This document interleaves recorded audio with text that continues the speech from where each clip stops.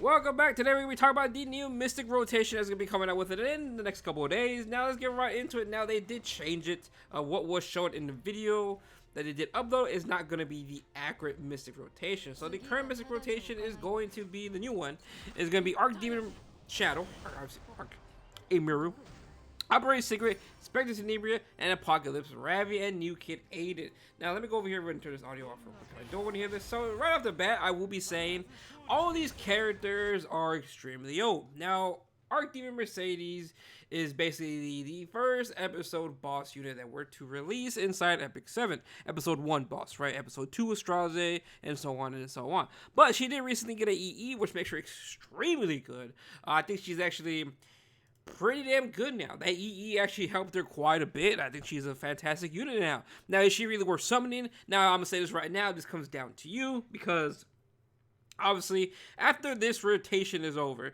there is going to be a new MO5. That's pretty much how it works. We get some random rotation, and then after that, we're going to get some new MO5s. So right off the bat, I'm going to say this. Highly recommend to wait until we see the new MO5 character, and we'll figure out if it's really worth summoning for. And if not, you could go get ARCHDEMON Shadow, ARCHDEMON Mercedes, right? But again, I do think she's worth it, but I do think you need her EE. If you don't have her EE, it's kind of, it's not that great. But her with EE, pretty damn good. Next, Operating Secret. Operating Secret, in my opinion, honestly needs a buff. I like her S3. Her S3 is fine, in my opinion. It's basically a 100% chance to push back.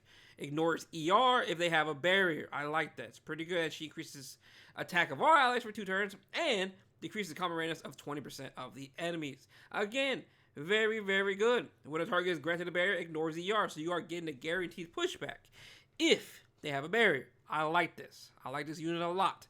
Pretty damn good. My only problem with her is going to be the S2. Again, I like the gimmick on S3. Makes sense. Understandable. It's attack buff, pushback, ignore ER. Sure, I understand that. But this S2, I feel like, buff it. So, battles enemy with a scar. Grants an enemy extra turn when the enemy is defeated. Penetrates the target's defense by 50%. Or by 100% when the target is granted a barrier. Now, I do wish change this to 100%. Just make it like Watch Shuri. 100% ignore ER without the barrier. Because the 50% kind of mid. Because when you use her S3, you are, of course, I get it, right? They want her to use S2, and then you go slam the S3. But a lot of times, you can't really do that anymore. Now, at times, you have to push S3, and then hope and pray you come back around and live and to do S2. That's pretty much how you get to use her now. So, again, I kind of wish they changed this. Just make it 100%. Don't make a requirement on it. That's all she really needs, in my opinion. That'll make her actually pretty damn good.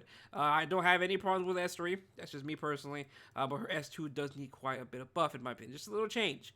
That's it. Again, she's not really worth it, I guess. Unless she's your waifu, understandable. But I don't think she's worth summoning on. Spectre Tenebria. She did get an EE as well, but that did not really change her. I am not a fan of this character anymore. Again, the meta has not really been in her favor for quite a while. There's just so many better other options. But again, yes, she was very good for PvE, for Abyss and all that. She was great in RTA for a while. But ever since the time she died off, she hasn't really been that great. I don't really see how this character will come back into the meta unless it drastically changes. It needs to change quite a bit, in my opinion, for her to actually come back. Now, again, there are times you can pick her in 4-5. There are times, especially if they have this single target, and champions or units, whatever you want to call it. But it's still not enough. Again, keep in mind, I think she's just basically a niche pick, 4 or 5. If there's a lot of single targets and they really can't reach her, that's really the only time you're really going to pick her. Again, I don't really like this character as is right now in terms of RTA. She needs quite a bit of work or just whole RTA change in general. Next is going to be Apocalypse Ravi. Now, surprisingly, Apocalypse Ravi has been seeing some gameplay. Not too sure why. I have no idea why she's been popping up here and there. But she has been popping up quite a little bit because it's still kind of annoying to kill her. But obviously OKC does exist, so APOC is not really that much of a problem. But again, another unit not really worth summoning for. This entire banner, if ARCHDEMON Mercedes did not get an EE, this was an easy skip. In my opinion, just an easy skip, no questions doubt. But again, another Apocalypse Ravi, another unit. If you like her, you like her. If not, you don't really need her. She's kind of whatever right now, personally. And then obviously we do have New Kid ADIN. Now, New Kid ADIN, I'm not too sure how I really feel about this character yet. So basically, S3 increases the attack of the caster for 3 turns. Attacks the enemy with a exceptional technique inflicting injuries. The severe of the injuries increase the proportion to damage dealt, so 30% each time. When a caster is granted vigor, a successful attack will deal additional damage equivalent to 100% of injuries inflicted on the target.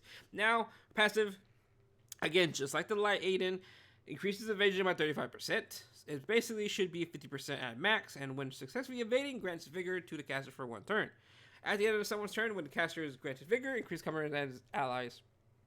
Increases combat readiness of the caster by 10%. And then S1, more injury.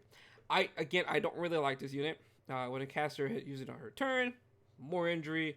Again, it attacks all enemies. She has vigor.